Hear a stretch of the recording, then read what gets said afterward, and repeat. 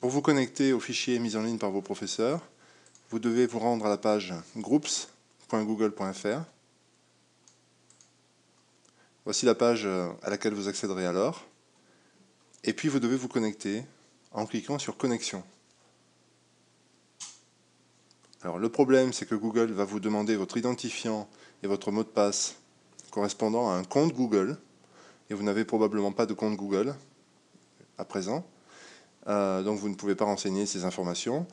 Donc vous allez cliquer sur Créer un compte Google. Vous le ferez une seule fois. Créer un compte. Et après, vous pourrez donc, avec ce compte, accéder au fichier. Donc vous cliquez sur Créer un compte. À la création du compte, vous devez fournir une adresse email. Et là, il est très important que vous fournissiez l'adresse email que vous nous avez communiquée, que vous avez communiquée à vos enseignants.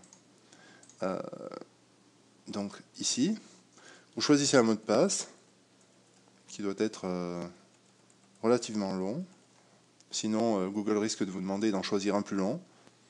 Vous allez ensuite recopier la phrase qui s'est affichée ici. Alors parfois il faut s'y reprendre, parfois cela échoue, le processus échoue parce que la phrase n'est pas exactement celle qui est écrite, donc vous recommencez. Vous devez cocher ici pour accepter les règles de confidentialité, les conditions d'utilisation. Et puis une fois tout ceci rempli, eh bien, vous cliquez sur « J'accepte, créer un compte ». Normalement tout se passe bien, peut-être que vous allez avoir un message qui s'affiche qui dit que votre mot de passe est trop court ou que vous n'avez pas copié correctement la phrase qui est ici, mais une fois que vous aurez réglé ça, vous recevrez un message par email qui vous confirmera la création de votre compte et qui vous demandera probablement de cliquer sur un lien. Cliquer sur ce lien, c'est pour Google un moyen de s'assurer que c'est bien vous qui êtes le propriétaire de cette adresse. Une fois le compte créé, donc ça je vous laisse faire. Une fois le compte créé, vous allez pouvoir revenir à la page groups.google.fr, cliquer sur connexion, et cette fois, eh bien, utilisez votre tout nouveau compte Google pour vous connecter. Donc l'identifiant, c'est votre email, l'email que vous avez fourni lors de la création du compte. Le mot de passe, c'est le mot de passe que vous venez d'indiquer à Google quand vous avez créé votre compte, donc à bien mémoriser ce mot de passe.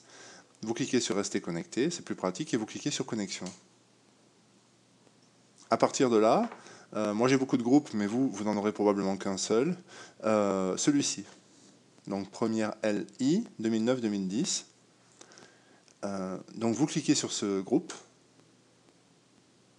Vous aurez ici l'archive des différents messages que vos professeurs vous ont envoyés par le biais de la liste.